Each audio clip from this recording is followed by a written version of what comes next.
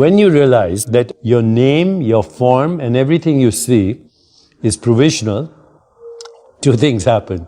To some people, they have immediate, what we could only metaphorically call the dark night of the soul. They go into a deep depression because everything they thought was real is no longer real, including their own name, form, body, and mind. Some people get so scared that they have a bad trip. Some people cross that threshold and discover nirvana or enlightenment. And they say, wow, I thought I was squeezed into the volume of a body in the span of a lifetime, but I'm a timeless being that can morph myself into any experience, including the human experience, which is amazing. But the human experience is also that which causes existential depression. So the causes of human suffering, since you brought it up, are brought up in Eastern wisdom traditions as, number one, you suffer because you don't know who you are. You confuse yourself with your body-mind experience. Number two, you grasp and cling at experiences which are evanescent and transitory and dreamlike.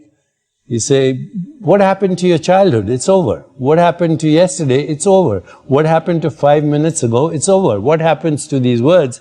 By the time you hear them, they don't exist. So, Wittgenstein, the German philosopher, said, we are asleep. Our life is a dream, but once in a while we wake up enough to know that we are dreaming. So what do you wake up to? When you cross this threshold, you wake up to your true self, which is not body or mind, but the awareness in which that experience is happening.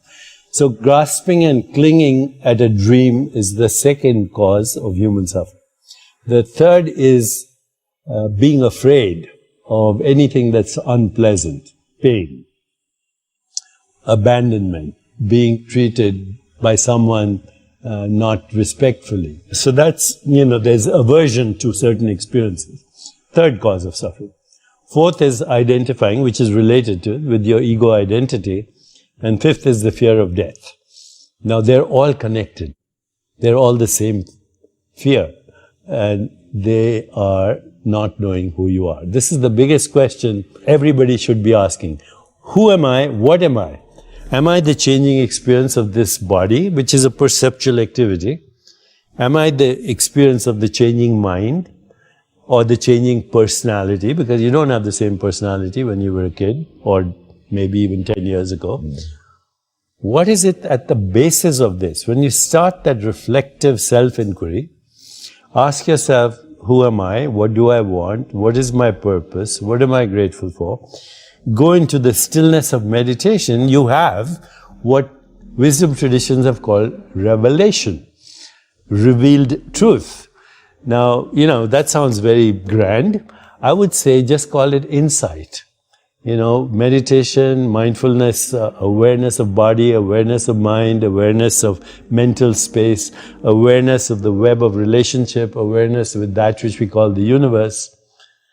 It leads you ultimately to the awareness of awareness. And when you discover that, that's nirvana. Now, everyday experience is modified consciousness. So right now what we're experiencing is what we call the waking state of consciousness. So awareness is modifying itself every time you open your eyes into this experience, right? And you call it the physical world. Now if you close your eyes, you have another state of consciousness where you don't actually experience the physical world. You experience sensations, images, thoughts, emotions, stories. It's like a dream. As soon as you close your eyes, you're experiencing, you might call it daydreaming, but there's no difference between a daydream and what you dream at night. The physical world has disappeared, there's only a mental world. Then you go deeper at night, even the mental world disappears in what we call deep sleep. Now that is the highest intelligence, by the way, because in deep sleep, there's unconscious processing going on, there's creativity going on, there are correlations being made, there are toxins being removed, there's a whole resetting of your memories and consolidation of that. So in deep sleep, even though there is no experience of a physical or a mental world, It's a very intelligent, highly correlated state in which unconscious processing is occurring. Memories are being consolidated. Imagination is being refined, etc., even though you have no conscious experience. So think of these three states metaphorically, like you would think of water becoming ice as the physical world, water as water, fluid, dreamy, water as vapor, even more dreamy and fluctuating and ambiguous and contradictory and difficult to grasp. But if you want a little bit beyond that, I'm speaking metaphorically, you'd end up with what is called the quantum vacuum, which is the fundamental ground of existence according to science. But you can do that subjectively. You can move from the physical world to the dream world, to the sleep world, and beyond to what is called fundamental consciousness, which is the source of all knowing, all experience.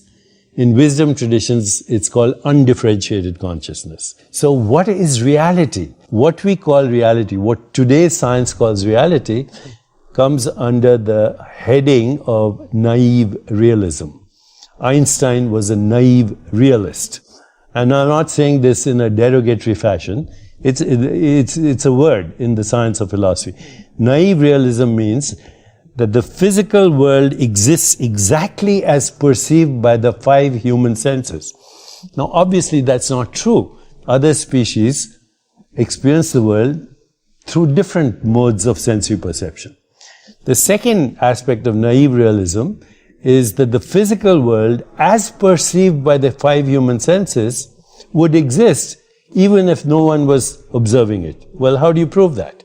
And firstly, it's naive because we know that the world is more than what is perceived by the five human senses.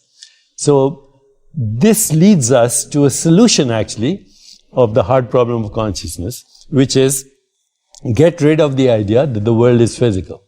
What we call of the world as physical, even your physical body, is a perceptual activity.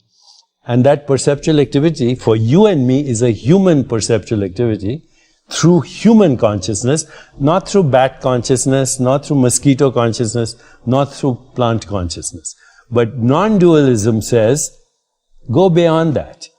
There is only one consciousness that is differentiating, undifferentiated consciousness, differentiating into these different species of consciousness that form a matrix of conscious beings that are collectively projecting this universe. I don't think consciousness, being formless and infinite, is subject to either birth or death. This is a vacation we are having on planet Earth right now, and so might as well enjoy it. But death is not the end of consciousness, it's the end of a certain storyline in consciousness, a certain interpretation of perceptions, images, feelings, and thoughts. It's not that I don't think about death. I ask myself, what is beyond my provisional identity? And I dwell in that, and that has a very interesting outcome, which is the outcome in every spiritual tradition. There are only three things that happen, by the way, in a religious or traditional experience. One is transcendence. You know that you are not an entity in space and time. That your true self is formless, infinite, unbounded, borderless, unfettered, free consciousness. Number one. Number two, you have the emergence of what usually are referred to as Platonic truths. Goodness, beauty, harmony, love, compassion, joy, equanimity. And number three, loss of the fear of death. There's nothing more important than having those three experiences, and they've been part of every wisdom tradition for thousands of years. Love is not a sentiment.